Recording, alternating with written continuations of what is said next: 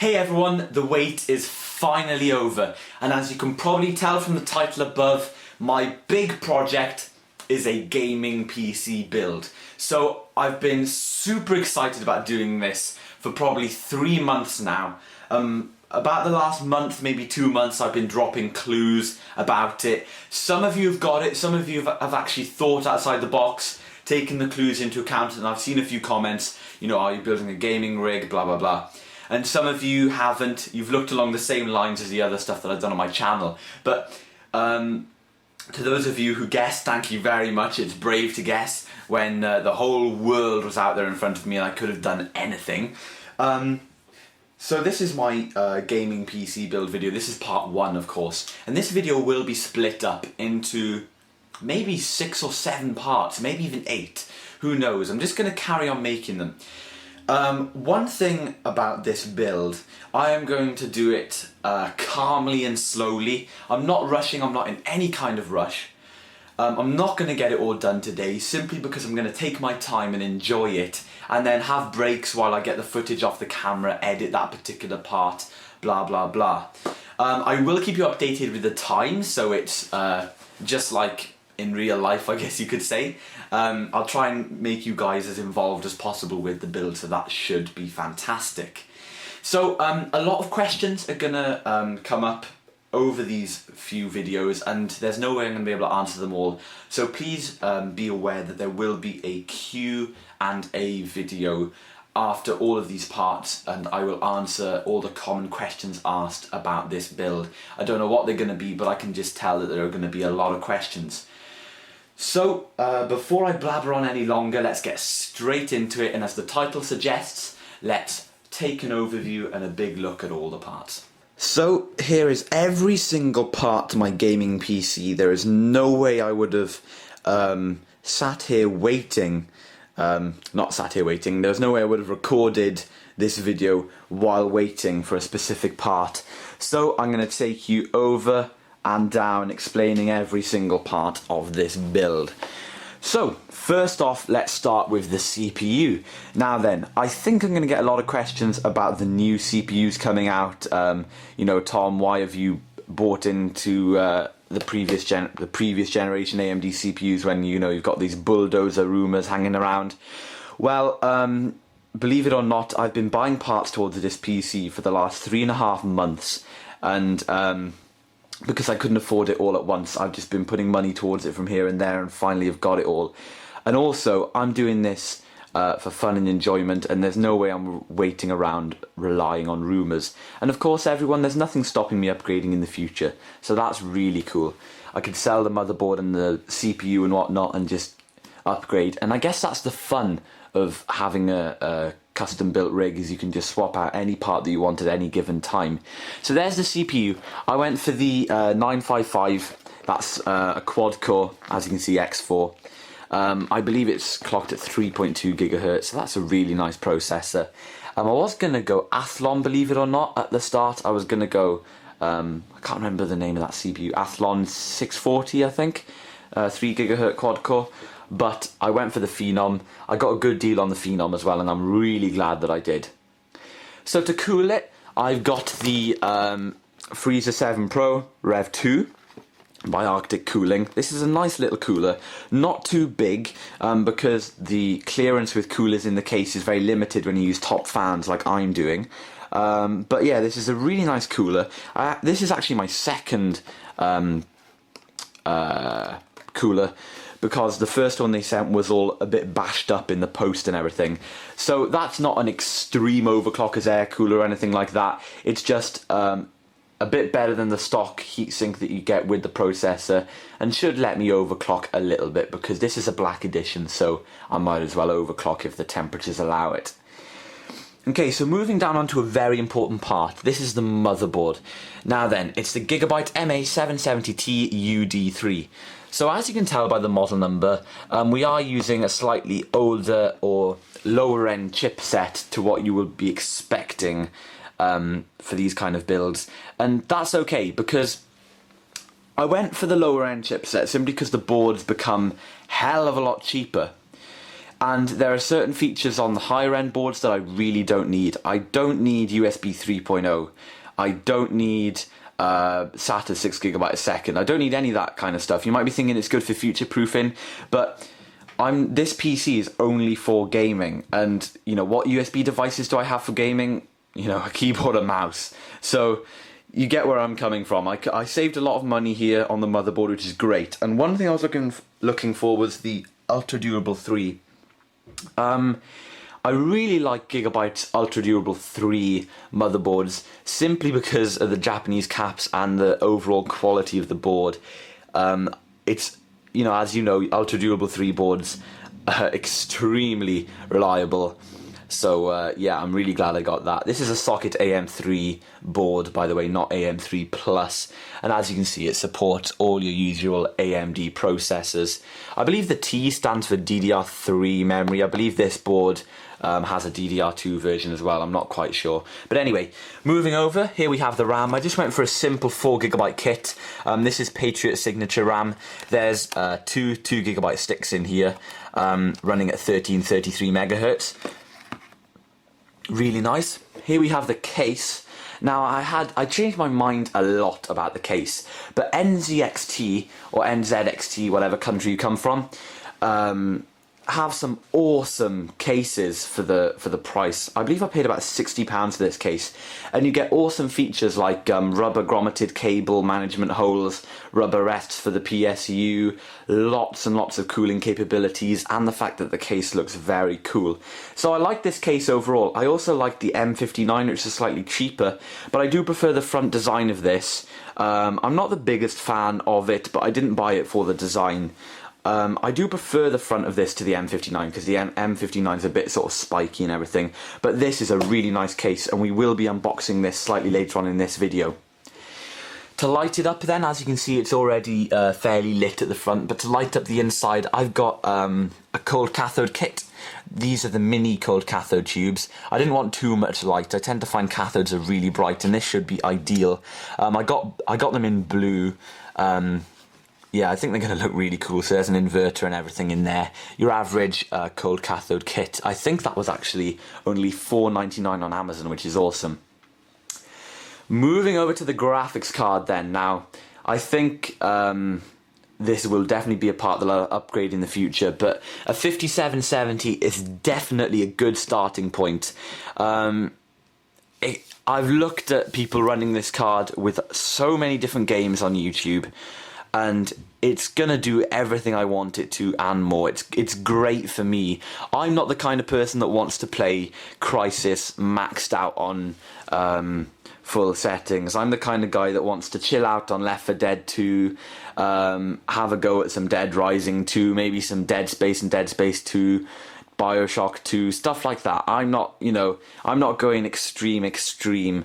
But anyway, I've got the XFX version, which is quite hard to say actually, for me anyway. Radeon HD 5770. Really good price on that, really nice card, and yeah, I think it's going to do me great. The power supply then, well, this is where I dumped quite a lot of money. I used the saving from the motherboard. I believe the motherboard is about £50. I used the saving from the motherboard to put towards a brilliant power supply. This is the Cooler Master Silent Pro M 700 watt. Now you might be thinking, why have I got a 700 watt PSU when I've only got a 5770? Well, future proofing. I'm already likely going to be upgrading the graphics card and possibly the processor and stuff if the Bulldozer CPUs are good for the money. So I don't want to be upgrading the power supply as well. So this is a 700 watt power supply. This is 80 plus certified bronze, 5 years of warranty, and NVIDIA SLI certified, which is really nice. It's an awesome PSU. A few cool things I like about it, and by the way, we will be unboxing this in a future video. A few things I like about it are the modular leads are flat. They're really flat. All the cables are like next to each other and flat, so great because there's not a lot of space behind the motherboard tray on this case. What else? Oh yeah, there's like rubber pads that go around either end to stop noise, vibration and everything like that. It's just an all-round really nice PSU, and I think I'm going to do well with it. Moving over to I guess, a boring part, you could say. These are the drives. I just went for your average Western Digital Caviar Blue 500 gig. I think this is the 32 meg cache edition, maybe. I'm not too sure. I got that OEM, of course, as you can see. No point in paying the extra money for a fancy box. I believe that was £21 off Amazon. I really like Western Digital. I use all Western Digital drives in my Mac Pro, all Western Digital external drives, so I thought I'll carry on with Western Digital for this build. I won't need more than 500 gigs. Again, this is only for gaming and I won't be storing anything on this computer. Then we just went with the cheapest DVD rewriter on the market. This is an LG drive, and this retails at well, it doesn't retail, but it's on Amazon at the moment for, I believe, £12.30, something like that. It's amazing value, and loads of people use that exact same drive. I used it in my previous computer build video that I did for my parents. Here we have a cable management kit with a few cool things. We have some zip ties there, nice small ones. We have some temporary Velcro things which do similar to zip ties. So this is good for keeping cables tidy that you think you'll be moving around a lot. Then we have these sticky things that stick onto your case and they hold cables down. You can see a big one back there, medium one there, and then all these little ones. So it's a nice kit. I used this in my last build also. Moving over to some cooling then. The case comes with a side NZXT fan, a rear, and a front. All those 120mm, and it comes with a top. So I will be replacing the top one with two 140mm ones. I think I said that the top one's 140mm on there. Can't remember if I said that. Anyway, two 140mm fans for the top. These are Sigmatech fans from the XLF series, so they're really nice fans. They're quite, you can pause the video if you want to see the specs there. As you can see, the noise level is pretty low, which is nice. They've got white LEDs and blue clear blades, so we'll see what kind of effect that gives off. That should be really nice. And I'm replacing the front fan for one reason only. There's a grill here on the case, and I want the light to shine through the grill, which will look quite nice. So I've got a clear fan, and as you can see, I've got the purple edition because the lights on the case look quite purplish, but I believe they are actually blue. So this purple fan should look pretty cool anyway. Again, this is a Sigmatech fan, and yeah, this one's 120 instead of 140. Coming over then to the last few parts. These are just stuff that I need to make my build really tidy. I'm going to do my best. I'm going to spend a lot of time on cable management and try and make it really good. Try and make it one of the best you've ever seen. I've got a 24-pin power extension with individually sleeved cables. Very easy for getting in tight spaces and everything. And of course the same thing for the 8-pin CPU, which is really cool. And then I've got a front panel audio extender, because this is one of the Gigabyte motherboards where the front panel audio is actually, the header for it is placed behind the audio ports themselves. So I needed this to reach, hopefully behind the motherboard tray, through the CPU retention plate hole, up over the motherboard, underneath the fan, and around to the header. Hopefully this cable, with the added room of however long the one that comes with the case is, will reach. So that is all of that. Just to show you, the PC will be going over here. I've got the cables prepared for it. It will be going this way, lengthways, so the front will be here and the back will be here and the side will be here. That would be really nice. This radiator's off, by the way, I wouldn't be that stupid. I've got all the connections ready for it. Here we have the DVI. This is why I unboxed a KVM switch, everyone, is to run my Mac Pro alongside this PC. Here we have the DVI for the monitor, audio, and USB for the keyboard and mouse. Here we have network, which is really cool, going directly into my router, and power. The reason I try to find a pretty thick gauge IEC lead, because it comes with a pretty thick gauge in the box, but they actually shipped me the European power supply accidentally, so I'm not going to return it just because it comes with the wrong kettle lead. So anyway, that's the overview of my parts. As you can see, looking lovely. I'm very pleased with all of my choices and I don't regret anything. It's going to be a really nice build and I can't wait. So let me get all this out the way and we'll unbox the case. So let's tear into this box. Now then, just in case you guys see signs that any of this stuff has been opened before, that is because I made a decision. Because I was buying all this stuff separately, I wanted to open it. Say, for example, I got the motherboard 3.5 months ago. I needed to open it just to check everything was okay, in order for, if it wasn't, I could send it back. So I have opened a lot of these products, and I had a quick once over the component inside. However, I haven't taken away from the glory of an unboxing video.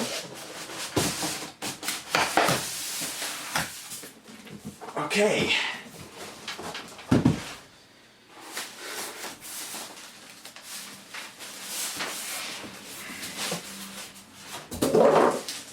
As you can see, it's a sort of average size for a mid-tower case, so it's looking quite cool. We'll pick it up out of here.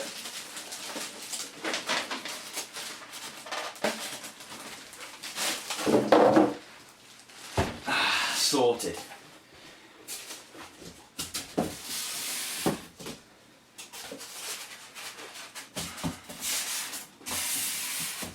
Now my plan is to keep all of the other boxes inside the case box, you know, after I take the component out of them and start using them in the build. So this is a wonderful case. I really like it. Some polystyrene stuff. Looking absolutely lovely. I'll grab the camera and show you around it. So here is the case. Let me just turn around, get some good light. There we go. It's got a front door, as you can tell, held in by magnets. Let's do the honours of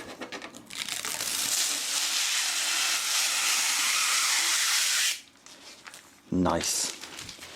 Sorry if that noise went through some of you. Personally, I thought it was great. Do this one. Okay. So that is definitely a piano black front.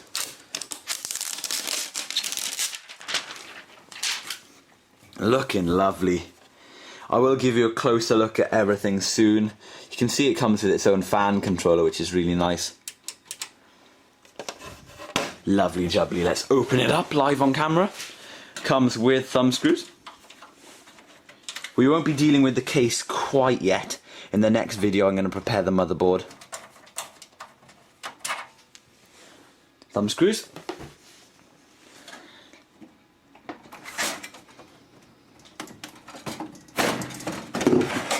There we have it. There's the side 120mm fan. I believe that's LED. Pop the door down so it doesn't scratch the window like that. Here you can see the inside of the case. Wow, that's actually fairly good lighting considering it's black on the inside. Here we have a box down here with all of our hardware and stuff in. You can see the rubber rests for the PSU down there. You can see the rubber grommets for all the cables. There's cable tie clips on the other side of the motherboard tray. There's the retention plate hole. Wow, very nice. Looking good. Okay, so that was the unboxing of the NZXT Lexa S case. I might do a review of this in the future, but we will be getting back to this a little later in the video series. What I want to do first is prepare the motherboard, so please stay tuned for part 2.